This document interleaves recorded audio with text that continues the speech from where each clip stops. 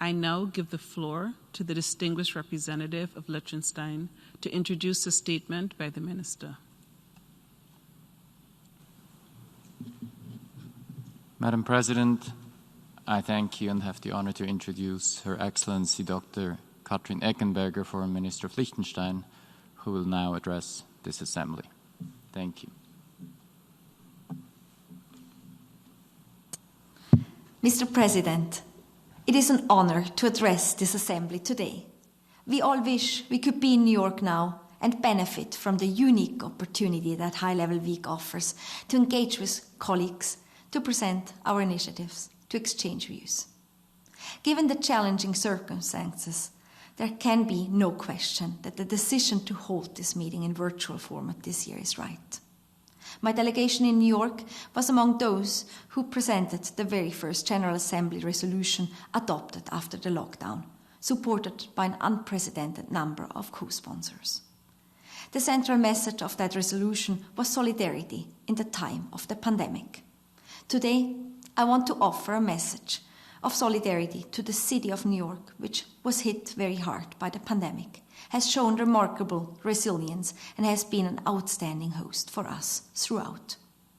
Mr. President, the ongoing pandemic is a difficult and humbling experience for all of us. The temptation to wish for the quickest possible return to status quo ante is very strong and is understandable. But the sober reality is that there is no way of going back to where we were. The pandemic has changed our reality and living conditions globally in a fundamental manner and had a profound impact. Most importantly, perhaps, it has exacerbated the existing inequalities both within and among nations. Healthcare, education, and stability in income are the most obvious areas in this respect. And those who were at a disadvantage before the pandemic have often been hit the hardest and suffered additional setbacks. Overcoming the crisis is therefore an enormous challenge, but also a unique opportunity. Only in creating better living conditions for more people will be able to be better prepared and to enhance our collective resilience. The decade for action takes an additional significance in this respect, as the 2030 Agenda provides us with the perfect framework for building back better. Had we done better in achieving the goals reflected in the 2030 Agenda, from gender equality to healthcare, from inequality to climate change, we would have been much better prepared to fight the pandemic effectively in a spirit of genuine solidarity. Focusing on the 2030 Agenda must therefore be on the very top of our agenda for this session and beyond. Mr. President, even before the pandemic started, the Secretary General identified erosion of trust in institutions and the rule of law as a major risk for peaceful societies. I shared this concern then, and our recent experience strengthens our belief in the need for strong and accountable institutions, which has been a common theme in the analytical reporting of the impact of the pandemic. Only where high levels of trust in institutions exist can the response to the pandemic be coordinated, unified, and effective. Lack of access to the relevant institutions, inequality in treatment, and corruption fundamentally undermine such trust and must be important entry points for our collective response. We will continue giving the highest priority to challenges to the rule of law and the implementation of the SDG 16. The upcoming special session of this Assembly on corruption becomes even more relevant against the background of the pandemic. More broadly, though, the fight for the rule of law at the international level remains a central task for us. Mr. President, the United Nations itself is one of the finest triumphs of the rule of law. 75 years ago, states embraced a set of common rules reflected in the provisions of the United Nations Charter and agreed to solve conflicts jointly and peacefully, to subject the use of force to very tight and strict rules, and to embrace the primacy of international law. More than ever today, we are conscious of the central importance of this message and realize to what extent we can benefit from the effort to build back better after World War II. But more than ever also, we are confronted with the reality that there is a trend among some of our partners to question the centrality of the rule of law and indeed the need to tackle threats to international peace and to our planet collectively. We hope that this gathering, held in an imperfect format, will result in a resounding collective and unequivocal commitment to multilateralism and to the rule of law. Adhering to the rules that we have agreed on, the respect for international law, is of central importance for small states who make up the majority of the membership in this House. We defined the strengthening of international law as one of our priorities when we joined the United Nations 30 years ago. Liechtenstein will continue to stand up for the rule of law and for multilateralism. In particular, we will continue promoting the respect for the rules that govern the use of force between states. The Charter provisions are clear in this respect, but they are increasingly diluted in practice, in particular through the manner in which the rules concerning self-defense are interpreted. This is particularly dangerous in an area of increased militarization and of cyber warfare. We are working with our partners to help develop a clear understanding how international law applies to cyber warfare, to the cybersphere. Mr. President, enforcement has often been a weak spot, even in the proudest achievements of treaty making. For decades, we have had a high-end universal human rights standards, first reflected in the Universal Declaration of Human Rights. For way too many around the globe, however, these standards are in stark contrast with the often cruel reality of their daily lives.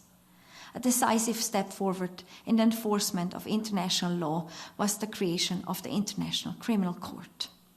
It was set up to ensure that the crimes considered to be the most serious under international law do not go unpunished. Ensuring accountability was a task assigned first and foremost to the national justice systems, who have the responsibility to investigate and prosecute. Only where states fail to fulfill their obligations does the ICC have a role as a court of last resort.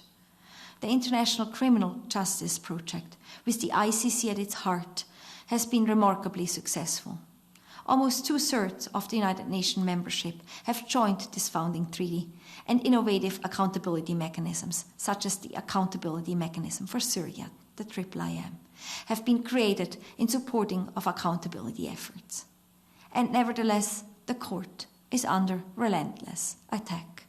Staff members have been subjected to unprecedented measures simply for doing the work they are mandated to do. The court, as an institution, is under constant political attack. We, together with many of our friends, have consistently rejected such measures that are both unacceptable and a dangerous precedent. For the majority of us who support the ICC, this is a moment to come together, to forge a clear way ahead, to express unequivocal support to the court, find practical ways to assist it, and to remain faithful to the Rome Statute. Mr. President, if the ICC is of crucial importance to enforce respect for international law, the same can be said of the Security Council. Sadly, the Council is failing in this task on a regular basis. Time and again, it proves unable to enforce respect for international humanitarian law, to prevent mass atrocities, and to see to it that the law governing the use of force is observed. The Council continues to apply an outdated notion of security which hampers the relevance of its work, and it is paralyzed in near-permanent political standoffs. In this scenario, the veto power of the 5 permanent members has a pervasive, pernicious effect. For multilateralism to be operational, we need to be able to take action, also where the Council finds itself in a deadlock in this Assembly. Where inaction or where the action of the General Assembly has been limited in the past, this was by choice, not by law. As a function of the Security Council's failures to deliver, often due to the veto power, the responsibility of the General Assembly to step up and address these matters increases. We therefore believe that the General Assembly should meet and discuss every instance of a veto cast in the Security Council. Mr. President, The pandemic is the defining challenge of our time. In addressing its various dimensions, climate change and its manifold devastating effects have to be at the very center of our response. Enormous work has been done to design solutions that help us fight climate change. The Paris Agreement was reached after painstaking and arduous negotiations. Hailed as a breakthrough by most, it was received with skepticism by others who criticized its largely voluntary nature. Today it seems that the Paris Agreement is not sufficient to save the planet from ourselves. Too many states, in particular some with vast impact on our collective CO2 outputs, have not taken commitments sufficient to change course. We are far off the trajectory charted in Paris and in fact on track to reach unsustainable levels of global warming even earlier than projected. There is hope that we have not run out of time yet, but we are certainly doing so quickly. The effort necessary now must include not only the governments assembled here, but also the private sector, civil society, and in particularly the voices of young people who are rightfully asking to be part of the decision-making that will have a profound impact on their lives. Mr. President, the inequality gap is one of the biggest challenges in achieving the SDGs. This gap has widened dramatically and rapidly as a result of the pandemic with devastating effect, both individually and collectively. Forced labor, as the most prevalent expression of modern slavery and human trafficking, has been the focus on our SDG work for a number of years now. Together with our partners, both governments and private sector partners, we have set up the FAST initiative to help fight what is both a global human rights crisis and massively undermines the 2030 agenda. Modern slavery and human trafficking make up one of the most profitable organized crime models. FAST stands for Finance Against Slavery and Trafficking and identifies tools for financial institutions to play an effective part in fighting these crimes in the areas of compliance, responsible investment, and financial innovation. The pandemic has made this work only more relevant. We are fully committed to continuing our work to implement FAST both within the United Nations system and beyond. Mr. President, we are celebrating this year the 30th anniversary of our membership in the United Nations. Joining this organization was an essential step for our sovereignty, for a more assertive and independent foreign policy. The UN membership has solid support in our population, but also comes with expectations that we must work hard to meet. During the pandemic, people all over the world have instinctively looked for the United Nations to offer solutions and show a way forward. Not all these expectations have been met, while the specialized agency in particular have done tremendous work. We will continue our political investment in the United Nations. We will continue being a voice that promotes the rule of law. And we will do our part to ensure that the intergovernmental bodies are also fit for the upcoming challenges. One element the pandemic has impressively underlined is the need for this assembly to fully function at all times, in particular in times of crisis.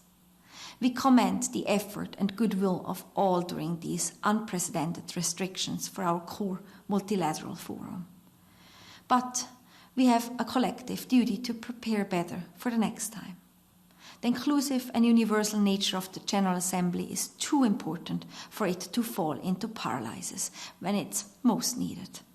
We therefore undertake together with many partners to equip the General Assembly with all the tools necessary so it can implement its mandate even in the most difficult of circumstances, including through voted decisions. This assembly is as strong as we want it to be, and should be as strong as we need it to be to justify the trust put into the United Nations by the peoples it was created to serve. Liechtenstein is fully committed to earning and increasing that trust and to working together with all interested states represented in this historical hall. Thank you. On behalf of the General Assembly, I wish to thank the Minister for Foreign Affairs, Justice and Culture of Liechtenstein for the statement just made. I now give the floor to the distinguished representative of Austria to introduce a statement by the Minister.